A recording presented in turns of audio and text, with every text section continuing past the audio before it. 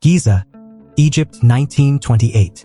Archaeologists, led by Professor Paul Langford, found a stone structure in the shape of a ring, as well as a metal ring of unknown purpose under this structure. The professor was delighted with his find, but he could not understand what he had found. All this time in Egypt with the professor was his daughter Catherine. The present day, young Egyptologist Dr. Daniel Jackson is trying to prove that the Pyramid of Cheops, the Great Sphinx and Egyptian writing are much older than is commonly believed, but his colleagues do not take him seriously. One elderly woman offers Jackson a job to translate ancient Egyptian texts. He will work with the finds of 1928. As soon as he got into the bunker with the found ancient objects and saw the inscriptions on one of them, he immediately made a translation. The inscription read, "A million years in the sky. The sun god Ra is sealed and buried forever." He also managed to translate the name of the object. It was the Stargate. Of course, the military is interested in such finds. Colonel O'Neill headed the research of the Stargate. It turns out that the finds are 10,000 years old, although the Egyptian civilization did not exist at that time. So 2 weeks passed and Jackson still could not advance in the work assigned to him. But once he saw a photograph of the Orion constellation printed in the newspaper, he was able to solve the riddle of the inscription on the stone structure. Jackson managed to do more in 2 weeks than the scientists before him had done in the past 2 years. He shared the results of his research with the military and other scientists involved in this work. This was a breakthrough, so they decided to show him the main object, a metal ring that was hidden under the stone ring. Seeing the symbols on the metal Stargate, he was able to decipher the last symbol that the group of scientists involved in this work could not decipher. Now a group of military and scientists begin an experiment with the Stargate. Jackson and the old woman who invited him to this job watch what happens next. The old woman, actually Catherine, says that her father found the Stargate in 1928, and it is made of minerals that do not exist on Earth.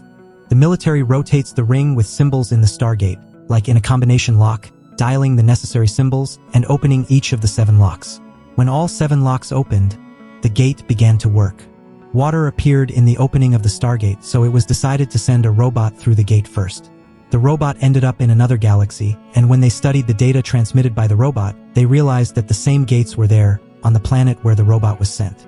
The robot also sent information that the planet was suitable for life. There are the same conditions as on Earth. Also, Jackson, looking at the images of the gate on that planet, discovered that the symbols there were different. Therefore, the military come to the conclusion that reconnaissance is needed, but first they need to decipher the symbols on those gates. It was decided to send a team to another planet for reconnaissance. Jackson is also invited to the team, because only he is able to decipher the symbols on the Stargate on an unknown planet. In addition, Catherine gives Jackson a pendant that was also found during the excavations, because according to her, it brings good luck. The military, having collected all the necessary equipment, are preparing to be sent to another part of the universe. The first to pass through the gate is the equipment on a special vehicle. Then comes Colonel O'Neill, the first of the people. After all the military passed through the gate, a young scientist, Dr. Daniel Jackson, also went. So all the molecules of living and non-living matter were transferred to an unknown planet on the other side of the universe. The group was moved to some large stone building. Now they are leaving this building. Coming outside, they see a large pyramid against the blue sky. But what is even more surprising is 3 moons in the sky. The military takes different measurements with their equipment, because in about an hour Colonel O'Neill plans to return home. And at this time, the colonel gives the order to Jackson to open the gate. But not everything is so simple. To decipher the symbols on the Stargate, more information is needed and, accordingly, more time. The soldiers set up camp while the colonel works on some equipment inside the building. Jackson, noticing someone's tracks, finds a local animal. He treats it with a chocolate bar. But then the military appears and scares the animal. The animal starts to run. Everything would be fine if Jackson's leg had not gotten tangled in the rope that was attached to the animal. The animal runs and drags poor Jackson along with it. 3 military men run after them. But everything ends someday. The animal stopped. Jackson came to his senses. Soon all 4 saw people working. Jackson and the military approached the local people. Jackson, as the only one who could know the language of these people, tried to talk to them. But one of these natives, seeing Jackson's pendant, shouted something loudly, and the whole crowd fell to their knees in front of the young professor. One of the military examined the minerals that these people mined and came to the conclusion that the Stargate was made of this material. Then the locals invited the 4 guests to their city. In the city, people also fall prostrate before them, thinking that they were messengers of the god Ra. The leader of the tribe showed them the same sign as Jackson had on his pendant. In the evening, the natives throw a feast in honor of the guests and present them with exquisite dishes, which, of course, people from planet Earth have not yet eaten. Then, Jackson wanted to draw one of the Egyptian symbols in the sand, but the leader quickly erased it, because in this tribe it is forbidden to write or read. Then Jackson is presented with a gift. This is a beautiful girl named Shayuri, but at first he wanted to refuse her. But then she draws a symbol in the sand, and he asks with gestures where she saw this symbol. At the same time, the 4 soldiers who remained in the pyramid begin to realize that something massive landed on the pyramid. The soldiers dispersed and took positions behind the columns. But someone attacked first one of them and then the other. One of the soldiers saw the attacker, who looked like one of the Egyptian gods. At the same time, Shayuri shows Jackson the inscriptions on the walls and teaches him the correct pronunciation of these symbols. The search for Jackson begins. Colonel O'Neill turns to the young Aborigines and tries to explain to them using gestures who he is looking for. The youth helps him, and soon the colonel finds Jackson with the girl. Jackson explains the inscriptions. A traveler from distant stars who left a dying planet to prolong his life. His body was weakening and decomposing. He could not prevent death. Their entire species was on the verge of extinction, and he traveled through the galaxies to find a way to cheat death. Further, the inscriptions say that he ended up in a world full of life, where he encountered a primitive people. He realized that in a human body he would find a new life. He chose one boy. When his ship was landing on the ground, all the people ran away, and the boy, out of curiosity, stayed and watched the impressive spectacle, and seeing the light, went to it. Then Ra took over his body like a parasite looking for a victim. Having acquired a human form, he proclaimed himself the ruler. With the help of the Stargate, he brought thousands of people here to work in the mines. He needed a mineral, which is the basis of his technology, thanks to which he can live forever.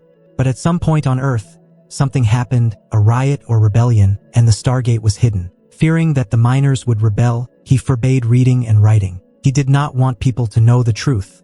While Jackson was telling all this to the colonel, another soldier found a stone with the necessary symbols that would help him go home to Earth. But there were only 6 symbols available and 7 were needed. In the morning, Jackson, the colonel, and 2 other soldiers return to the camp and do not notice that they are being followed by young natives. When they arrive, they see a huge spaceship in the place of the pyramid, shaped like a pyramid. All 4 run to the entrance to the pyramid. Upon entering, the soldiers disperse, and at some point the colonel sees someone sneaking up on them. Then one of the soldiers came out from behind a column and was attacked.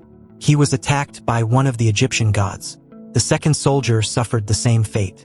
The colonel and Jackson dodge the shots and run to the room where the colonel left the bomb. But the bomb is missing, someone stole it. Soon an alien elevator is activated and one of the Egyptian gods descends from above. At the same moment, 2 other gods join him. These gods deliver people to the spaceship that landed on the pyramid. So, Colonel O'Neill and Professor Jackson must appear before someone very powerful. Accompanied by a retinue, someone appears who looks like a pharaoh. This god addresses the colonel and says, "You have come here to destroy me." A bomb is brought into the hall. Jackson is outraged and asks the colonel why he is doing this. Then these gods show their faces by removing their helmets from their heads. Also, the main god, the god Ra, shows his face, and the other gods, being essentially people, kneel before this god, who is essentially not a god, but an alien. Suddenly, the colonel snatches a weapon from one of the warriors and shoots another. The third warrior shoots the colonel, but Jackson exposes himself to the shot and subsequently, having been wounded, loses consciousness. Then the colonel points the gun at the god Ra. But he cannot shoot, since this false god is obscured by his retinue, which consists of children and teenagers. Therefore, a moment later, one of the warriors strikes the colonel several times, causing him to lose consciousness. Then the colonel is thrown into a dungeon filled with water. Luckily, there are also 3 more soldiers in this dungeon. Then small aircraft take off from the main spaceship and fly towards the city. They fire at civilians, killing some of them. In this way, the alien, who imagined himself a god, punished the natives for helping people who arrived from another planet. Later, Jackson, waking up, notices that there is no trace of the wound. Apparently, this sarcophagus in which he lay healed him. Then Ra explains to Jackson that human civilization has achieved success in development, even learned to use the power of the atom, and that people did not need to open the Stargate. But now, Ra will destroy the civilization that he himself created. To do this, he is going to send a nuclear bomb to planet Earth, which people brought, along with a mineral that will increase the power of this bomb 100-fold. But before this alien does this, he orders Jackson to demonstrate that there is only one God, and this is the god Ra. To do this, Jackson must kill his friends in front of all the workers. At the same time, Sayuri told her fellow tribesmen the truth about her people. She said that they should not be slaves. So the execution ceremony began. All the people are gathered, and one of Ra's guards gives Jackson an alien weapon to use against the colonel and his fellow soldiers. Jackson takes the weapon and heads towards the military, but at that moment, one of the young workers gives him a sign. Therefore, Jackson shoots not at the colonel, but at one of the warriors standing near the alien named Ra. Because of this, confusion began in Jackson. The colonel and other soldiers run away. They hide in caves. Here, one of the young aborigines draws some symbol on a stone, and Jackson, looking at it, understands that this is the missing seventh symbol. Now they can open the Stargate to return home. After some time of work, people from the Earth kill one of Ra's warriors in front of the natives. Jackson shows them that they are not gods, but just people. Soon a caravan approaches the spaceship pyramid, and an alien nicknamed Ra gives the order to take the bomb to the Stargate. The working people are let through, apparently thinking that they have brought the mind mineral for the god Ra. But among the natives were Colonel O'Neill with Jackson and Sayuri. They opened fire from firearms. Other natives who did not enter the pyramid also tried to join them, but they did not succeed, because one of the warriors of the god Ra closed the entrance to the pyramid. At the same time, 2 aircraft fly out of the spaceship and attack these people. The colonel runs to the bomb and activates it to blow up the Stargate. Suddenly, one of Ra's warriors appears and opens fire from his alien weapon. Sayuri is hit by the shot. In response, Jackson shoots the attacker twice and neutralizes him. He also picks up Sayuri and moves up using the alien elevator. One of Ra's warriors descends using the same elevator and attacks the colonel. But the colonel puts up a good fight and fights off the attacker. At the same time, Jackson puts Sayuri in a sarcophagus in the hope of healing his beloved girl, and he succeeds. He takes the girl and tries to escape, but then Ra appears. He grabs Jackson by the head and tries to boil his brain with his alien thing. But at the same time, the colonel, well trained in hand-to-hand combat, does not allow himself to be defeated. He, having gathered his strength, subjects the enemy to a good thrashing and in the end kills him with the rings of the alien elevator. At the same moment, Jackson manages to escape from the embrace of death, and using the elevator, disappear, that is, move down from the spaceship into the pyramid. There is 1 minute and 40 seconds left before the explosion, and the colonel cannot deactivate the bomb. At the same time, the people rebelled against the oppression of the Egyptian gods, and no one could hold them back. Therefore, Ra, realizing that he will not be able to deceive the people so that they work for him, takes off on his metal pyramid. Time is running out and the bomb is about to explode, but they have a key to the elevator and they decide to use it. They send a parcel from a stone pyramid to a metal one. As a result, everyone watches a beautiful flash in the sky. People have destroyed the god Ra, who oppressed them. Now they are free, and no evil god will arrange Armageddon for them. The natives rejoice and have fun, because they are free and very grateful to the people from planet Earth, who are essentially their fellow tribesmen. The people from the Earth go home to planet Earth, and Jackson remains, because he is in love and decided to stay with his beloved Sayuri.